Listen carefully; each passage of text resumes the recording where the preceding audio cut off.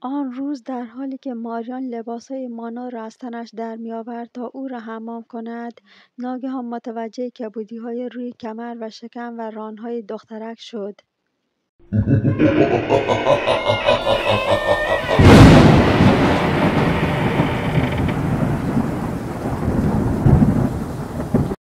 سلام فرشته‌های قشنگم، با ادامه داستان خانه شیاطین در خدمتتون هستم.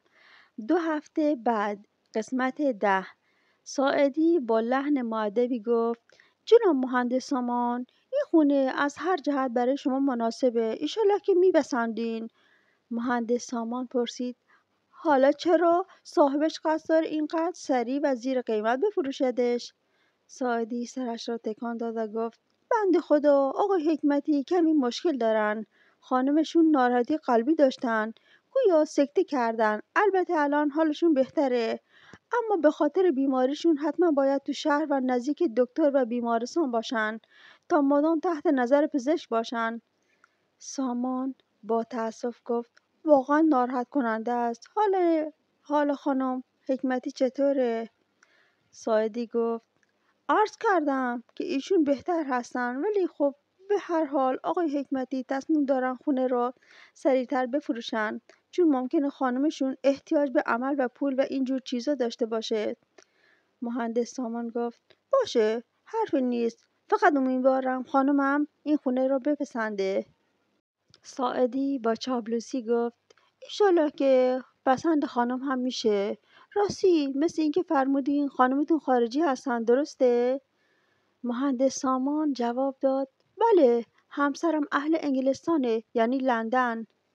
ساعدی گفت: بسیار خوب. میدونین من مطمئنم که خانمتون از این همچه خونه خوششون میاد. به هر حال فکر میکنم خیلی بهتر از هوای مه‌آلود و تاریک لندن باشه، درسته؟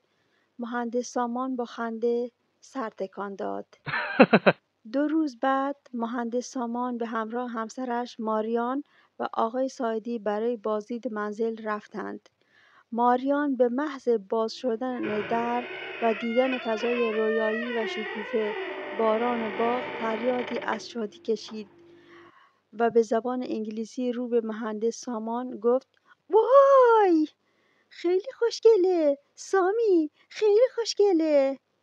خانه بزرگ و سرسبز خیلی زود توجه مهندس و همسرش را جلب کرد و مدت کوتاهی بعد خانه قولنامه شد. وقتی ساعدی آقای حکمتی را در محضر دید حسابی جا خورد. حکمتی در این مدت کوتاه به شدت لاغر و ضعیف شده بود. چشمانش بیفروغ بود و ترس خاصی هم در نگاهش دیده میشد. بدون هیچ گفتگویی اسناد را امضا کرد و رفت و حتی وقتی ساعدی حال همسر و فرزندانش را پرسید با لحن سردی گفت: خوبن، ممنون، و بدون هیچ حرف دیگری رفت. وقتی حکمتی به خانه‌اش رسید بار غمی بزرگ بر دلش نشسته بود. خانه‌اش به شدت سوت و کور بود. در یکی از اتاقها همسر بیمارش روی تخت افتاده بود که بعد از آن حادثه به خاطر سکته‌ای که کرده بود فلج شده بود و دیگر قادر به حرکت کردن نبود. 2 دخترش هم از همان موقع دچار افسردگی شدید شده بودند، طوری که مرتب میبایست تحت نظر روانپزشک باشند. آن حوادث وحشتناک به این راحتی ها از ذهن هیچ کدام پاک نمیشد. محمود به هیچ کس نگفت که خانه را فروخته است. در دل احساس عذاب و وجدان میکرد، به خصوص وقتی که چهره خندان و شاداب زن و شوهر جوان جلوی چشمش مجسم میشد که با چه شور و امیدی این خانه را میخریدند. اما چاره‌ای نبود. محمود فعلا باید به خودشان فکر میکرد. آنها به اندازه کافی قربانی شده بودند. دلش نمیخواست که آن خانه نفرین شده لعنتی حتی اسمن هم مال او باشد.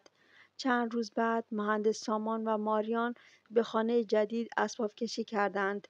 آنها نیز صاحب 2 فرزند بودند. یک پسر 8 ساله به نام دانیال که دنی صداش میکردند و یک دختر 1.5 ساله بسیار شیرین به نام مانا.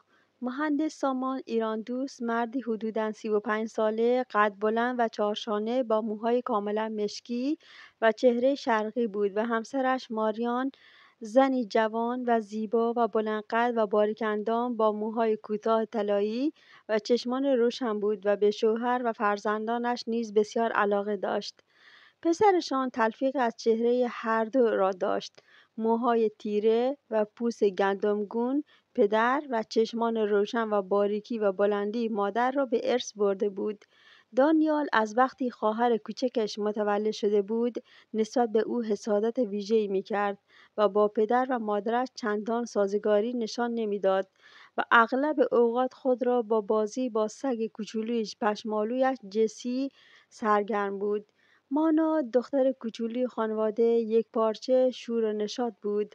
از نظر قیافه درست کپی مادرش بود، تنها با این تفاوت که موهای طلایی‌اش فرفری بود. دختر کوچولوی بسیار شیرین و بانمکی بود که خیلی زود خود را در دل همه جا می‌کرد.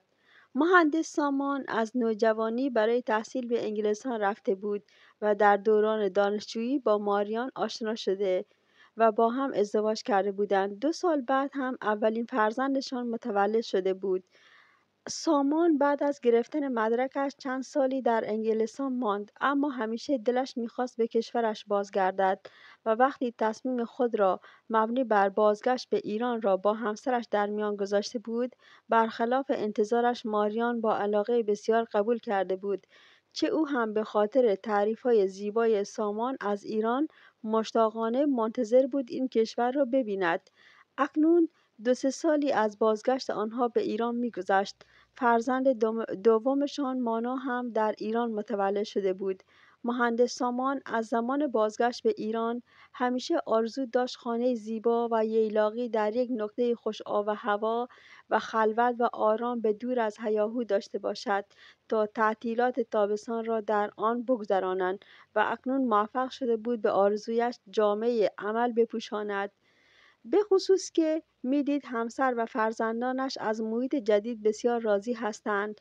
هنوز 1 هفته از اقامتشان نگذشته بود که یک روز ماریان رو به همسرش گفت: سامی، نمیدونم چرا از وقتی اومدیم اینجا مانا اینقدر ناآرامی میکنه، قبلا اینطوری نبود. مهندس سامان روزنامه ای را که میخواند کنار گذاشت و گفت: چطور مگه؟ ماریان گفت: نمیدونم، مدام گریه میکنه. یعنی تو متوجه نشدی؟ مانا قبلا خیلی آروم و بی سر و صدا بود، اما حالا خیلی گریه و زاری میکنه، به خصوص شبا که توی اتاق خودشه. قبلا هیچ وقت شبا گریه نمیکرد، میترسم مریض شده باشه. سامان با مهربانی گفت: نگران نباش عزیزم، چیزی نیست. شاید به خاطر اینه که به یه محیط جدید و تازه اومدیم و اون هنوز بهش عادت نکرده. ماریان سری تکان داد و گفت: خدا کنه همینطور باشه که تو میگی. قسمت 11. با این حال 1 2 روز بعد مانا بسیار ناآرامتر و بداخلاقتر شد و در طول شب هم چندین بار از خواب میپرید و جیغ میکشید و یا گریه میکرد. ماریان که دیگر از این وضع به تنگ اومده بود و از طرفی نگران حال فرزندش نیز بود، واقعا احساس کلافگی میکرد. چه شده بود که دختر کوچولوی آرام و شیرین او اینطور بدخلق شده بود؟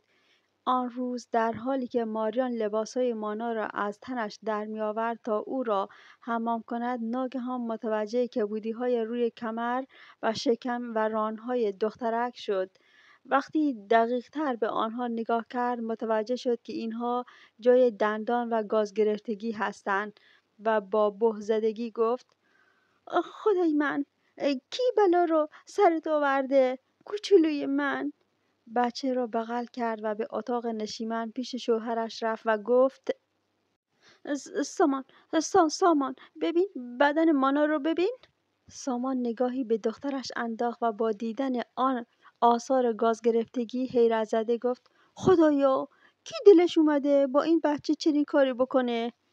بعد از کمی تأمل با عصبانیت رو به همسرش گفت: حتما کار این پسر است. ببین چه بلایی سر خواهرش آورده. ماریان با تردید و ناراحتی گفت: تو مطمئنی سامی؟ سامان با خشم گفت: خب معلومه، اگه کار اون نیست پس با کار منه یا کار تو، مگه نه؟ ماریان سری تکان داد و سامان پسرش را صدا زد. دانی؟ دانی؟ بیا اینجا ببینم. لحظه‌ای بعد دانیال با سر روی خاک‌آلود و در حالی که توپ کوچکی را در دست داشت روبروی پدر و مادرش ایستاده بود. ماریان با اخم به کبودی‌ها اشاره کرد و گفت: دنی، در مورد اینا چه توضیحی داری؟ دنی به زبان فارسی گفت: نمیفهمم راجع به چی صحبت میکنین. عمدن فارسی صحبت میکرد چون میدانست مادرش در فهم آن مشکل دارد و به سختی کلمات فارسی را میفهمد و صحبت میکند. دانیال همیشه برای اذیت کردن پدر و مادرش برخلاف آنها کار انجام میداد. یعنی با مادرش فارسی صحبت میکرد و با پدرش انگلیسی، هرچند میدانست پدرش دوست دارد با او فارسی صحبت کند. ماریان با درماندگی نگاهی به شوهرش کرد و سامان با خشونت به فارسی گفت: خیلی هم خوب میفهمی که منظور ما چیه. دنی به انگلیسی گفت: دقیقا متوجه منظورتون نمیشم، اما در مورد این کبودی های روی تن مانا باید بگم اولین باره که میبینمشون. بعد در حالی که دقیق تر به آنها نگاه میکرد پرسید: چه بلایی سرش اومده؟ ماریان گفت: ما میخواستیم از تو بپرسیم. پسرک اخمهایش را در هم کرد و گفت: چرا در مورد چیزی که نمیدونم از من سوال میکنید؟ من چنین کاری نکردم. وقتی نگاه تردیدآمیز پدر و مادرش را دید فریاد زد: من این کار را نکردم مامان، باور کن. ماریان دوباره نگاه سرد در گمی به همسرش انداخت و سامان که جر و بحث با بچه را زیاد دوست نداشت با لحنی تهدیدآمیز گفت: گوش کن دنی، این دفعه تو رو میبخشم، اما باور کن دفعه بعد حسابی تنبیهت میکنم، فهمیدی؟ پسرک جوابی نداد و وقتی پدرش با تحکم بیشتری گفت فهمیدی یا نه مجبور شد سری تکان دهد و در حالی که بیرون میدوید فریاد زد: واقعا که مسخره است. منو به خاطر کاری که نکردم دعوا میکنن.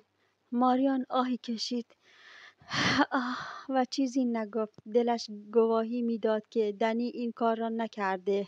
فرشته‌های قشنگم، ممنونم که تا پایان ویدیو همراه من بودین. ادامه شو در ویدیو بعدی براتون تعریف خواهم کرد. تا ویدیو بعدی، خدا نگهدار.